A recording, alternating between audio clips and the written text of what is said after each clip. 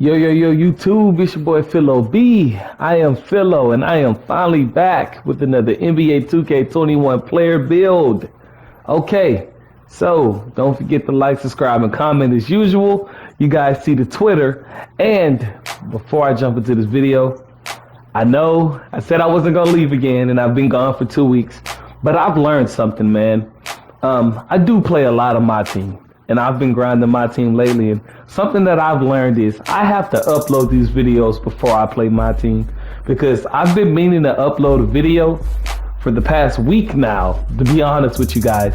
But then I start playing my team and I'm like, I'll do it afterwards, and I get so frustrated, and then I'm like, whatever. But I do apologize, guys. But I'm here, and as you guys can see in the title, the player that we're going to be working on today is Paul George. I kid you not. I was going to drop this video a week ago, and then I saw that Uncle Demi wound up dropping this video, and it pretty much had the same archetype. So I don't want anybody to think I'm copying him. I'm not, but I'm just dropping my version of it. So let's jump into it.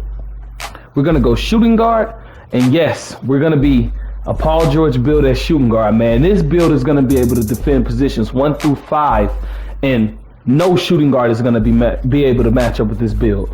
We're going to go right-handed for the handness, and for the jersey number, of course, we're going to go 13 for PG-13. We're going to jump straight into the attributes, guys. For the body settings, we're going to put him up to about 6'8". We're going to put him at 220 for the weight, and then for his wingspan, we'll put it at about 6'10", leave the body shape it defined, and then we'll jump straight into our finishing attributes. So we're going to put his close shot up to about an 86.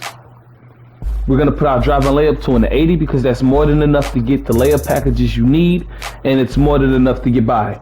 We're going to put the driving dunk up to an 86 so that we can get contact dunks plus that +4. We'll be able to hit 90 overall on our driving dunk, and we'll be able to get all the packages. Not going to touch the standing dunk, and we're not going to touch the post control. So moving on to that mid-range. We're going to max out that mid-range. We got to, because this is Paul George we're talking about, right? For the three-pointer, we're going to put that at 90. And then for the free throw, we're going to put his free throw at about a 60. The reason I said it is because we're just trying to conserve badges, guys. And on top of that, that'll be more than enough for you guys to hit. On my regular build, I think I might have like a 50 free throw, and I'm still able to green with it. So as long as you know your release, you're totally fine. And then I shoot with meter off anyway, so it gives me an extra boost. For our passing accuracy, we're going to put it up to a 64, because at the shooting guard position, you really won't need to have a high passing accuracy anyway. And in my opinion, passing accuracy is one of those stats that we like to call invisible stats. You know, stats that really kind of don't mean anything, like post control, especially standing dunk, because everybody knows any build in this game can get a standing dunk. So while putting up your standing dunk does strengthen the build as far as being able to just posterize guys under the rim, anybody can do it. So passing accuracy is in that boat also. Ball handle, we're going to put that all the way up to a 79. Speed with ball, we're going to put that all the way up to a 78. Moving on to the defense, because PG-13 is one of the best two-way players in the game. I will not tolerate any Paul George slander. If you guys didn't know, third favorite player in the NBA. My number 1 favorite player, Kawhi Leonard. Number 2, LeBron James. Number 3, PG-13. All right, so for the interior, we're going to put that up to about a 44. For the perimeter, we're going to max that out completely at an 86. So still, we're going to put it up to an 80. I felt like that was more than enough. We're going to max out that block. That offensive rebound, we're going to put that up to about a 61. Our defensive rebound, we're going to put that up to about an 85.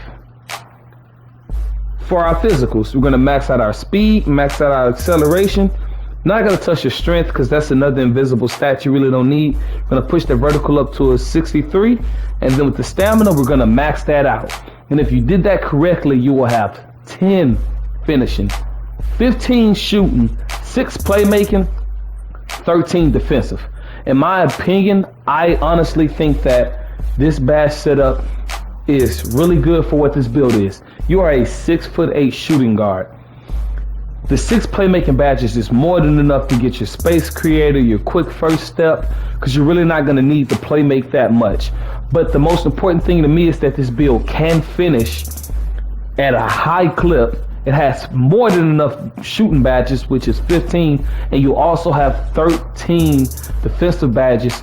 So I'm still on the front of saying this build can guard positions 1 through 5. I don't really see a flaw in this position, especially at the shooting guard position. You have the weight, you have the wingspan, you have the size, the whole nine. So moving on to the takeover, right? As I already said, Paul George is a two-way player. So you may be asking yourself, what do you think it is? When I think about Paul George, I think about his uncanny ability to score and his defense, right? So in my opinion, the best takeover that is going to represent this Paul George build is going to be ankle breaking shots, and his secondary is going to be extreme clamps.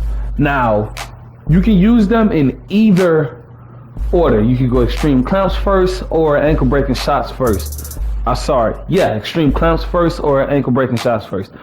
But the only reason why I am gonna go with ankle breaking shots first is because for anybody that doesn't play this game that often, or you don't have a console yet, or whatever the thing may be, ankle breaking shots not only boost your shots, but it boosts your playmaking also, to where you can speed boost, and your ankle breaker, even if you don't have the badge itself, your ankle breaking ability shoots through the roof with that takeover. So that's the only reason why I'm going to go with that as the primary first, because once you get it at 6'8", some small little 6'3", 6'4", 6'5", 6'6", even 6'7" shooting guard is not going to be able to do anything to you.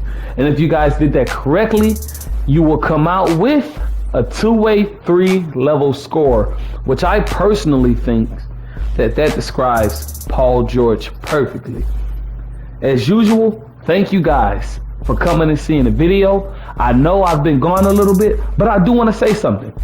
I have officially hit 94 subscribers. I know that's not a lot, but remember what I told you guys. When we hit 100, we're going to do that BC giveaway on whatever console, whatever gen of the person's choice that wins. So remember to share this video, let your friends know. We're 6 subscribers away from 100. Once we hit 100, we're going to do that giveaway. It's your boy, Philo B. I am Philo, and I'm out. Peace.